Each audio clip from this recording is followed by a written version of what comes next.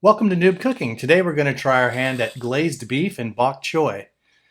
First we're going to cook up some rice in the rice cooker. This is just for one serving, so we're going to do 1 cup of rice here. And then we'll fill it up to the line for water for the 1 cup, which is about 250 milliliters if I remember right.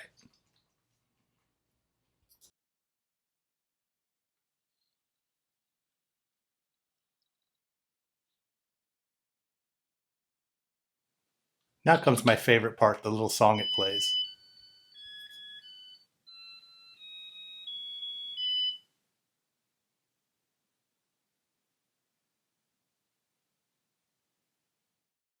All right, to make this dish, you're going to need the following: 1 large bok choy, 3 radishes, 1 2-inch long piece of ginger, 1 tablespoon of soy sauce, 1 tablespoon of rice vinegar, 1 tablespoon of gochujang sauce, 1 tablespoon of sesame oil, of course 1 cup of rice that we've already used prior, and we're going to need about 2 tablespoons of sugar. And of course you're going to need 1 pound ground beef, ground chicken, or ground turkey. Next, we're going to chop the vegetables. For the bok choy, we're just going to chop the stem end off, or the root end, excuse me. And then we're going to thinly slice all the way through the leaves and stems on this.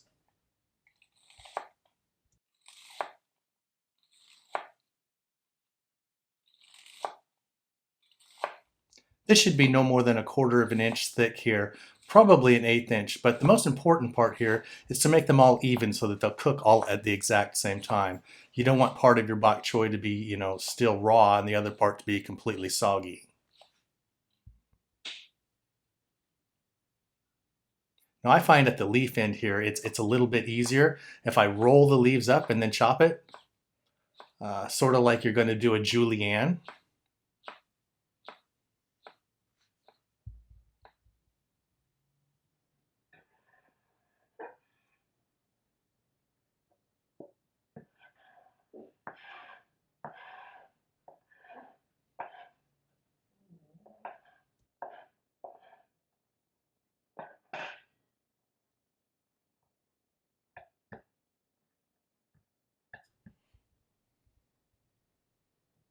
All right, for the garlic here, you're going to want to smash it with the side of the knife like we've done in several other videos, and then pull the peel off, and then we're just going to finely chop this, or more properly, mince it.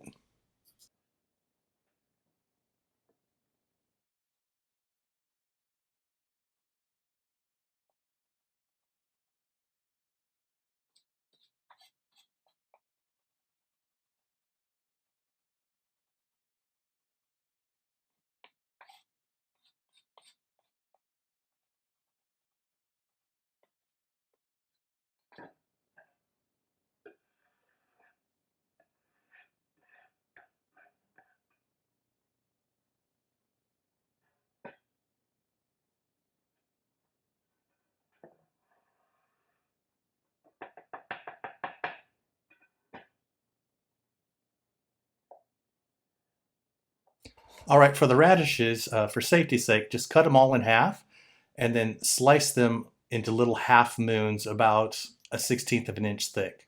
We're going to marinate these in some rice vinegar and some sesame oil.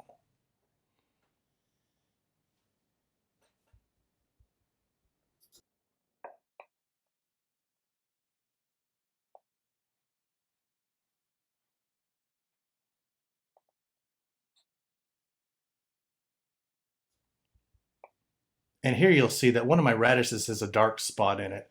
The easiest way to take care of that is just chop the dark spot off. Don't waste the entire radish for just one little bad spot. Just go ahead and chop it out of there. The rest of the radish is going to be completely fine.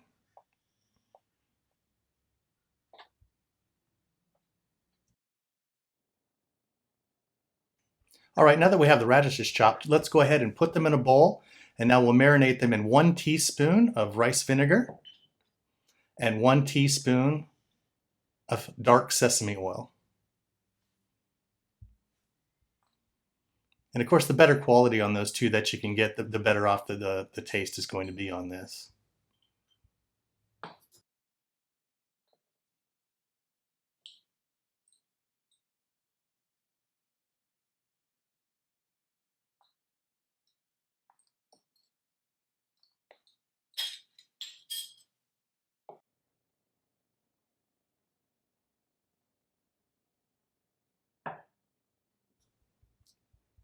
All right, you're going to want to swoosh those around about every 5 minutes or so while you're cooking.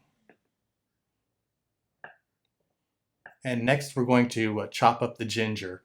I find the easiest way to peel ginger is just go ahead and use a spoon, like a teaspoon or a tablespoon, and that'll take the peeling right off. If you use things like, peelers for potato skins, things like that, they're going to take too much of the product away. And the skin is so soft on a piece of ginger that a spoon works great. All right, the first thing we're going to do is cut off any rough ends that we have on the ginger, where it's dried from where you purchased it. Now we're going to julienne these first, or some people call it matchstick cutting. And after we do that, then we're going to do what's called a brunoise, which is basically taking the matchsticks and we're going to cut them into fine little cubes. You'll get a lot of practice on that in the next video when we make bao.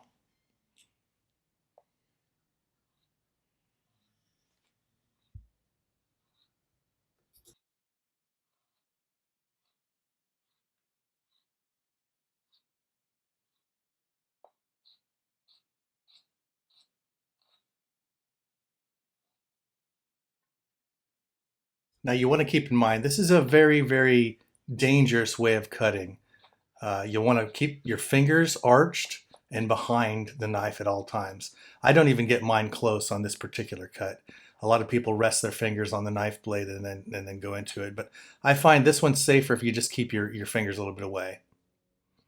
And now we have it in fine little diced cubes. I'm going ahead and just kind of going rough chopping this a little bit more because I want the ginger to be good and fine. You get a little more flavor. The finer the ginger's cut, the more ginger flavor you get.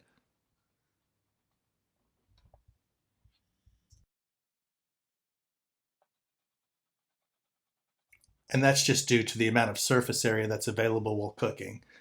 Of course, the rougher it is, the larger the surface area, but not as much of the surface area.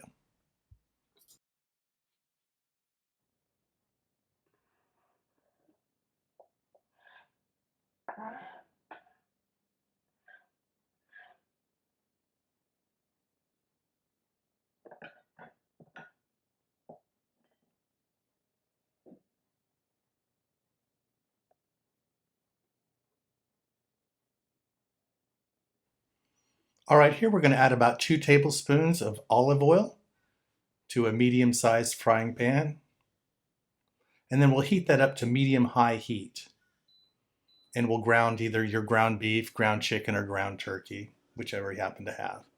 Uh, while this is beginning cooking, you'll want to start chopping it up, into smaller pieces. So just continue to chop at it like this, just like you would with making tacos or any other thing where you use a ground meat.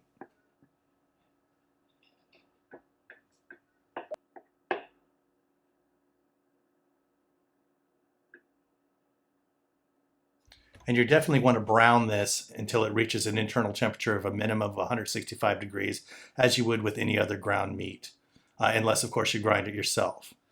With beef, if you grind it yourself, you can get away with a lesser temperature because you know that the outside of that meat hasn't been contaminated.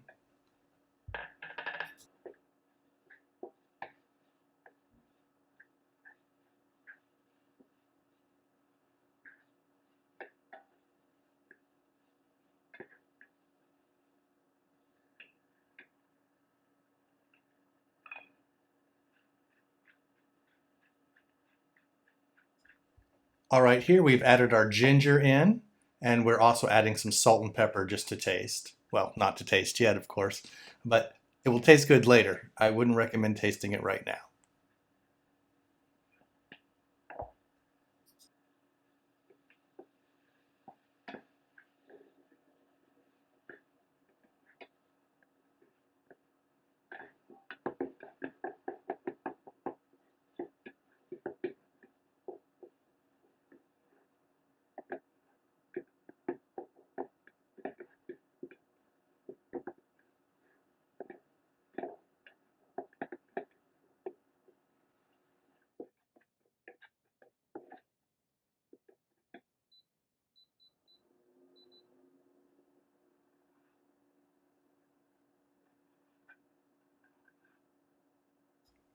All right, now that the ground beef is browned, we're going to go ahead and add in the bok choy, and we'll let that sweat down here.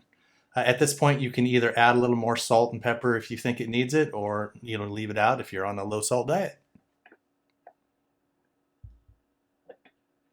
There you see me just pick a little piece of the stem out that I left in. It was a little too close to the root for my comfort.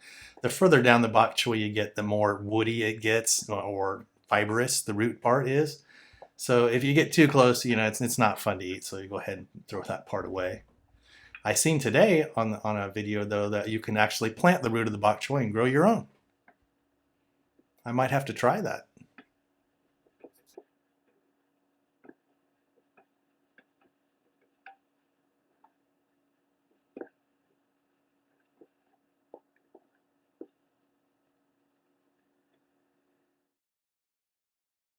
All right, now that the ground beef is cooked down and everything is ready to go there, we'll go ahead and make the sauce for this. This is going to be 2 tablespoons of mayonnaise, that same mayonnaise that we made in an earlier video, which is basically just 1 cup of oil and an egg with some mustard powder.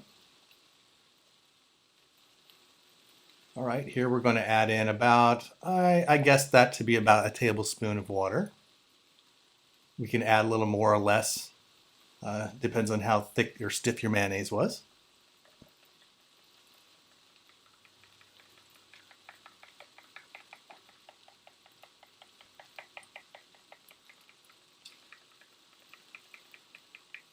Now you wouldn't have to do what I'm doing here and stirring it first, but I just find it works better.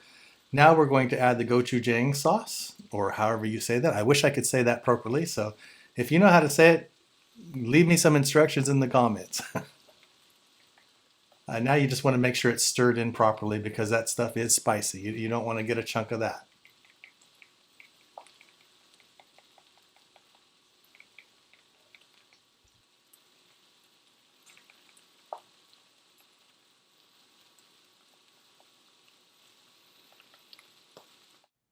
All right, now that the rice is done, we can go ahead and fluff it up and get it ready to put on the plate.